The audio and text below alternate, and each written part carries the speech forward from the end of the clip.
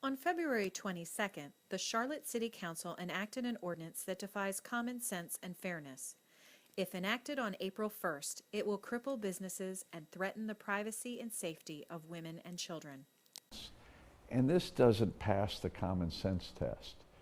To tell women and children and men that their privacy has the potential to be invaded and their sense of security has the sense to be invaded when using a restroom or a locker room, which is a very, very private issue for all of us. In stark contrast to Attorney General Roy Cooper, who has blatantly refused to do his only job, defend the Constitution and laws that protect businesses and people across the state, Governor McCrory has shown great leadership and promised to take immediate action to address this ordinance and make sure no one else in our state is put in such danger.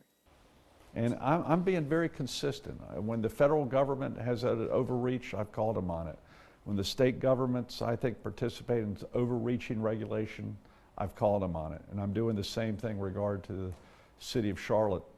And so we have gathered here today as individuals, as well as each of the speakers that has come before you to speak, to once again call with great admonition on Governor McCrory and the General Assembly to act now to protect women and children all across North Carolina.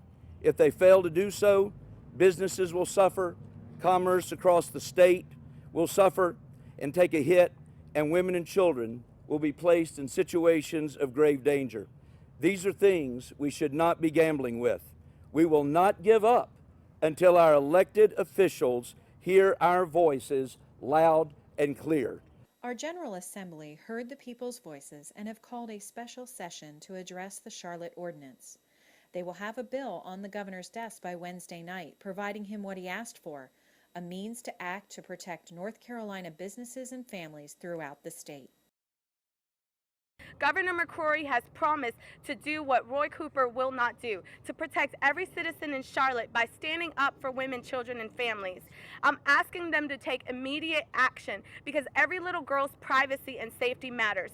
No one should be forced into an intimate setting with someone of the opposite sex. Today I call on Governor McCrory to make good on his promise to protect the safety, privacy, and common sense of the people of North Carolina by calling a special session repealing this ordinance before it goes into effect on April 1st. Thank you very much. Call Governor McCrory and ask him to keep his promise and sign the bill.